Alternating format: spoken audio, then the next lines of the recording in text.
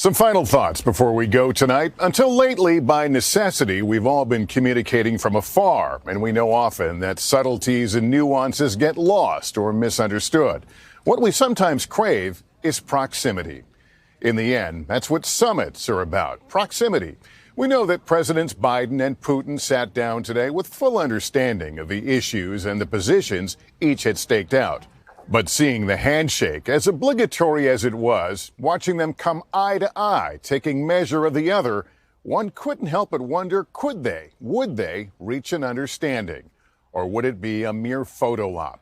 There is no reason to believe that because they met, the world is any safer or any less safe than it was yesterday. Each had a version to share with reporters about their meeting today, and those words and characterizations will be thoroughly examined from all angles as we process what the lasting impact of this summit will be.